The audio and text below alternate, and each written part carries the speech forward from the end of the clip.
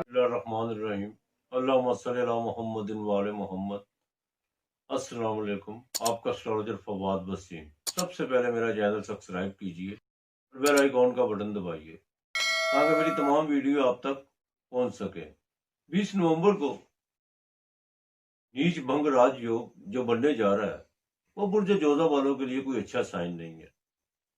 उसकी वजह है कि मुश्तरी जो बुर्ज जोधा का 7वां घर और 10वां घर है, ये बकायदा ट्रांजिट करके 20 नवंबर को बुर्ज जद्दी में ज़ुहल के साथ एक योग बनाएगा जिसका नाम नीच भंग राज योग है।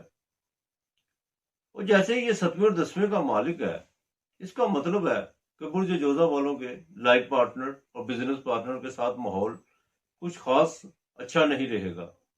बदगुमानियां बढ़ेंगी, पेचीदगियां पैदा होंगी, बिजनेस के हवाले से काफी उतार चढ़ाव देखने को मिलेगा। और हाँ, बिजनेस के हवाले से एक दो झटके भी लग सकते हैं जिससे ज़हनी दबाव, टेंशन बढ़ेगी, सेहत में बिगाड़ भी पैदा हो सकता है। बुर्ज जोधा वाले जो लोग मख्फी उलूम से वाबस्ता हैं या जो अमलियात की दुनिया में कदम रखते हैं, उनके लिए ये साइन बड़ा अच्छा है। वो इस योग से नेगेटिव और पॉजिटिव दोनों ताकतों से फायदा उठा सकते हैं। बल्कि यूं कहिए, मरई मखलूक को अपने बस में करके उनसे काम ले सकते हैं। जो लोग नए कारोबार की शुरुआत करना चाहते हैं, उनको जरूर करनी चाहिए। चाहे वो थोड़ा बिजनेस स्टार्ट करें या थोड़ा से अपना काम शुरू करें, लेकिन उसमें भागदौड़ जरूर होगी, लेकिन आने वाले वक्त के लिए बहुत फायदेमंद साबित होगा और उसका नतीजा भी अच्छा निकलेगा। जायदाद की खरीदो फरोख्त और विरासत के मामला जो जेर बहस हैं, उनको जितनी जल्दी हो सकता है रोक दें।